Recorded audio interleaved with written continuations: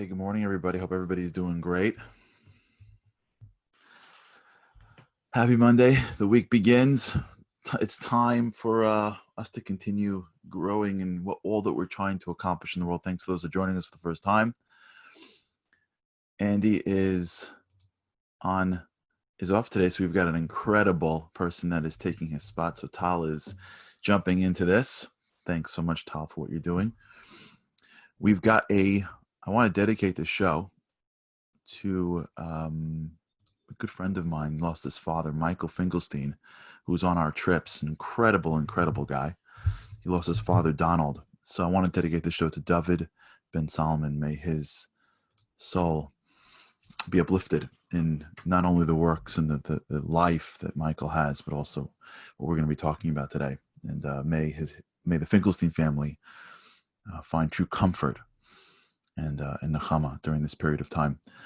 So we've been talking a lot about vision, about action, about finding something deeper.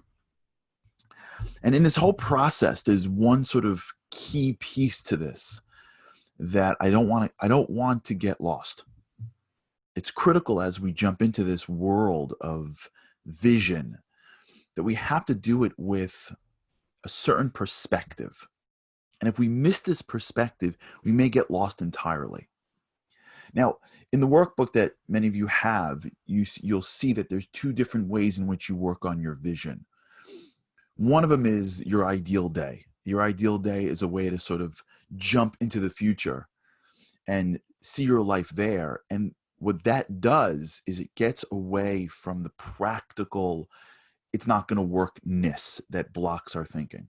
Right? A lot of what blocks us in life is ourselves. This is some of the great work of a man named Daniel Kahneman, who speaks about the human bias and how bad we are really at predicting things, at understanding things, because we're very biased in our minds.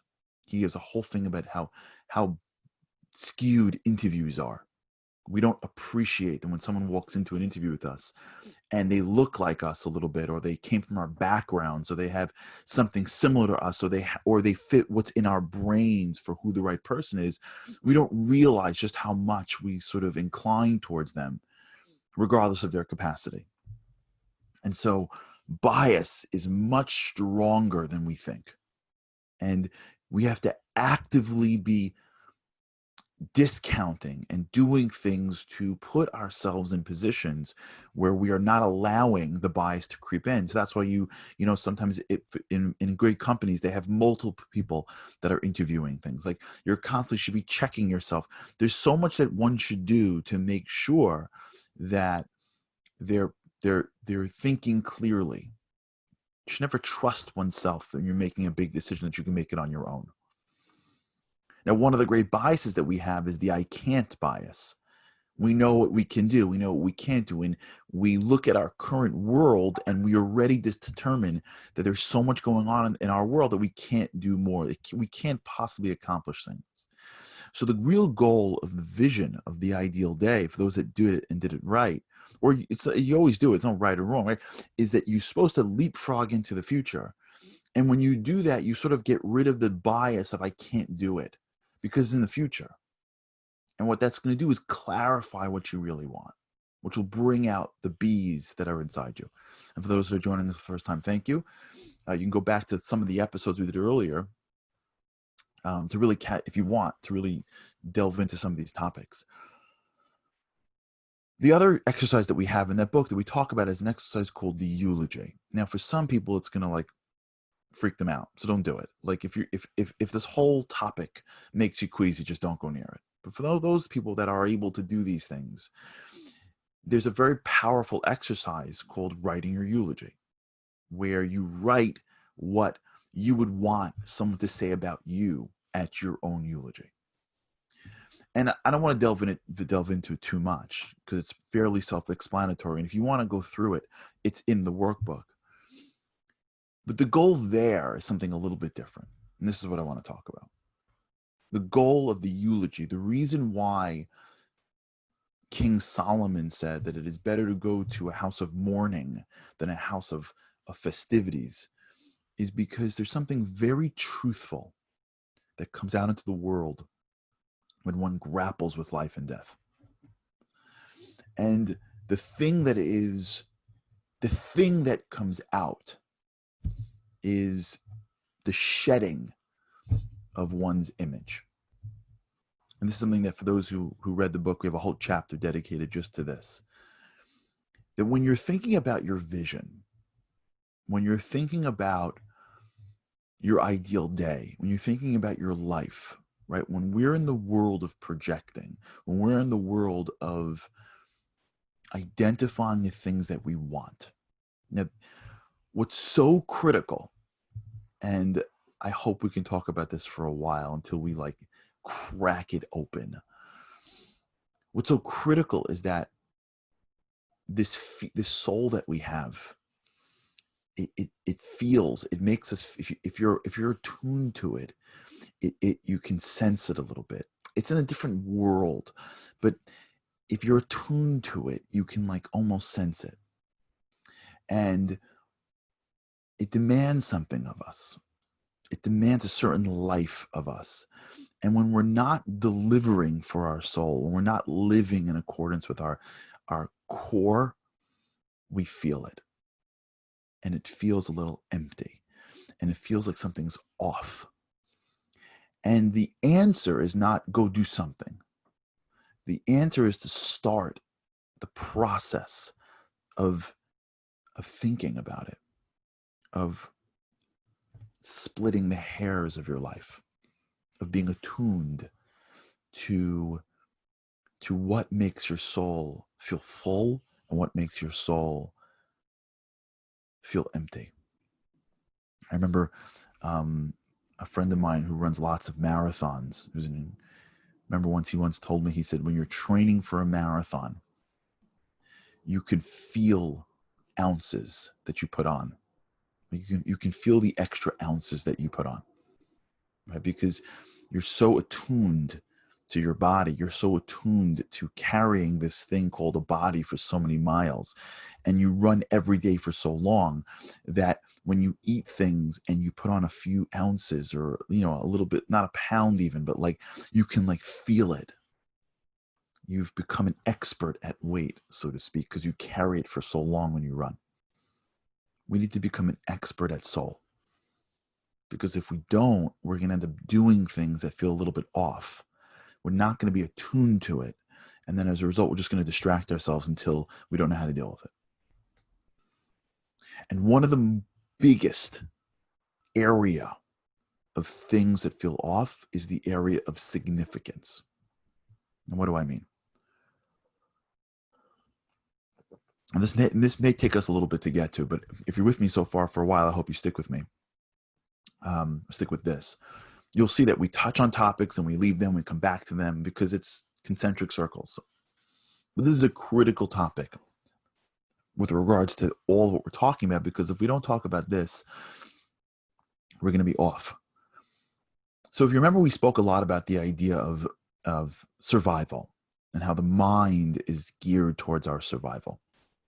Well, one of the most critical areas of survival is social acceptance.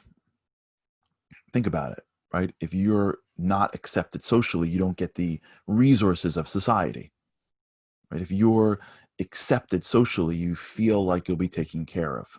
You'll feel like you'll have the resources, you'll have the access that society has. So it's very much programmed within our survival brain to be able to be socially accepted, but it goes a little bit deeper in that our soul is incredibly valuable. We know it, we feel it, we can sense that there's something special about me. Those who feel like there's nothing special about them, they've conditioned them. Because if you look at 3-year-olds, they don't have complexes. When you look at little kids, they'll take on the world. They don't walk around going, I'm not enough. I'm not enough is what the world gives us when we compete for the same few things. When you compete for the A, or for the spot on the basketball team, or for the attention by friends, or the attention by when you start competing and somebody beats you, that's when you start feeling like you're not enough. But just oneself, there's a sense that we feel like we have value, because we do, because we're born with a piece of God, and that means that each and every one of us has built inside us something that is literally infinite. So as a result, we're being driven at a very deep place to achieve significance, to achieve some level of greatness, because we know it's inside us. So how do we do that? So if you remember, we have something called a brain, and the brain is neuroplastic. And neuroplastic means that wherever you are, you're learning about your environment. Your brain is already making connections no matter where it is. So wherever I go, my brain is figuring stuff out. So if I go to work in the morning, my brain is figuring out how do I get to work, and teaching itself how to get to work, and creating all this new neuroplasticity about what exit to get off, what button to press in the elevator, where to go when I get out of the hall. It's teaching itself. And so wherever you put yourself, your brain is already figuring out, with or without you realizing it, how to navigate that world. You move to a new neighborhood, you can't get around the block. You're there for a year, you just naturally go places. So if you have this real need to be socially accepted from your brain, if you have this deeper need of expressing your true value, and you have this concept called wherever you go, your brain figures it out, what it does is it creates this triangle of where we start to look around to understand our significance. So we don't know that we're naturally significant. That requires years of, or even months of, being subtly focused on your soul. So when you go into the world, you're not ready for that level of work. You're a kid. You're just operating in the world.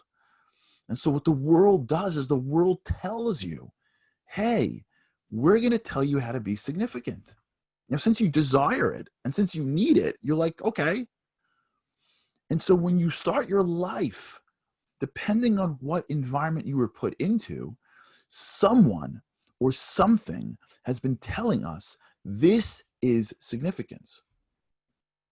And we, whether we like it or we don't, incline towards it to some extent. So when you go through a world and you go to school, and school tells you these subjects are the significant subjects and these subjects are the extracurricular subjects, most people, now there could be some listening going like, I never had that feeling. Great. You're the exception to the rule. And that's wonderful. Most people, when they're in an environment, they want to be significant in that environment. And so they start to incline towards those subjects. They start to see themselves as being successful or not successful based on what the school determines are the most important things you need to know. They start to look around at their environment, and they start looking at the people. What do people do? Who are the most significant people in this environment, and what do they do? And those are the things that make me valuable, make me significant. So if I do those jobs, or if I have those things, if I buy what they buy, if I spend on what they spend on, if I say the things that they say, if I'm doing what other people are doing, if I'm accomplishing something at the pace of my life that everyone else gets it, then there's something right with me. And if I don't, then maybe I'm not as significant as I thought. And so what happens to us is that we are products of the environment that we're in. So for some people, the environment is academic success. And they don't care about how big their home is. They care about whether or not they're achieving a certain level of academic degrees and success. And if they fail at that, they feel like they're less. For some people, it's about wealth creation. And so who cares about academic success? School is just a means to find a job. For some people, it's about doing certain professions. For some people, it's in the area of religiosity. For some people, it's in the area of how one looks. Some people, it's sports. And it changes throughout your life. There are times in your life where sports were the most important thing in the world and you did everything to play sports. There are times in your life where schooling was the most important thing. You got to the best school. There are times in life where it's about, well, so many environments and micro-environments, groups of friends, communities that one lives in, circles that one hangs out in, starts to give us subtle clues as to what are the things that we should be going for? What are the things that are the most significant things of our society to go for? And what we want is to be significant.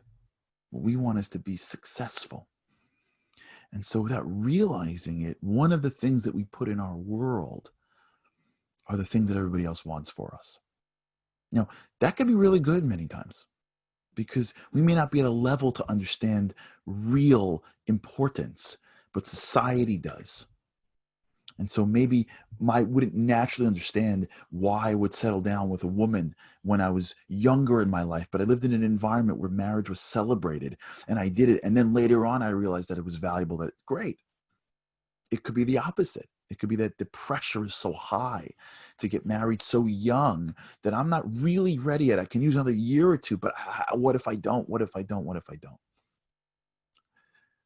But wherever we are, we have to recognize the true significance doesn't come from what society tells us it does. True significance comes from something so much more subtle and deep. It comes from who we are. It comes from the things that make us unique. It comes from the value that I can bring to this world. It comes from the parts of me that I could contribute. And when I'm doing them, I feel like I want to do more of it, and I would do it for free. I could do it naturally. This happens a lot of times with people that want to be home with their children. I know this happens all the time, men and women, but it happens much more for women. They want to spend more time with their children, but their society somehow tells them that spending more time at home and somehow foregoing the career is a negative part of one's life. And there's a pressure to do things that they don't deep down want to do. This happens with a lot of times with things to get. I know people that are buying things, vacations, homes, clothes that they just can't afford. But they're doing it and they're increasing their debt because their society says successful people have these things, drive these cars, live in these type size homes. And so the people just want to be seen to themselves. And they may not even know this is happening. They may feel like they're less because they have just a little bit less than everyone around them. And as a result, they're sacrificing years of time doing the things that they love, because by purchasing bigger things, by acting in certain ways, by making certain decisions, by taking certain careers, by hanging with certain people, by doing all of these things, waiting for this society to say, you're doing amazing, they're sacrificing the most valuable thing they have, which is the time to build themselves, to contribute themselves, to be with the things and the people that they want to be with, to do what they think is right, to learn, to grow, to deepen. So it's so critical. And by the way, this is so critical that when we start to talk about these topics, don't try to change anything. Because your brain will go like, no, you have to, then the kids won't get married, and then don't do that. Just try to create visibility. Just see it. How do I get, people ask all the time, how do I get bigger? I say this all the time. Someone, I'll have somebody call me and they'll say like, they posted some video somewhere. It's all comes from God. Post some video somewhere and they got people that liked it. They're like, how do I get to like, and they throw a number. I'm like, I don't know. They're already like, if 10 people liked it, then why can't I go viral, 1 million? And the question is always like, what's driving you to go viral? Is it because you want to share what you love and believe in? Great. Or is it because you just want you want a lot of people looking at you? That means you want society to say you're important. We just got to look at it. Forget doing anything yet, because this talks about the image. Hopefully we'll get to tomorrow. Just look at it. Just call yourself out. It's the most incredible, most difficult, and most empowering and liberating thing, is to sit in your home before after a day and look back and call yourself out and say, I did that just to get everyone's approval. Oh my gosh, I'm only doing this because everyone else is doing it. Don't change. Not yet. If you can, go for it. But just by calling it out, you start to separate it. Because the ideal day, the ideal life, has nothing to do with your environment. If it's about you. Now, if you happen to be in the right environment, then great. And if you place yourself in the right environment, then amazing. The environment is there to help you. The environment is not there to take away from you. Right, we'll talk about this more. This is the image. We're getting to some I think some sensitive stuff, but that's what we do together. It's been a pleasure. Thanks, Tal, for taking over for Andy. Well, Andy will be back tomorrow. Just wanted to thank everybody for tuning in. For those who are coming in at this new, remember you can watch this live every day on Facebook, on my Facebook page, or on Momentum.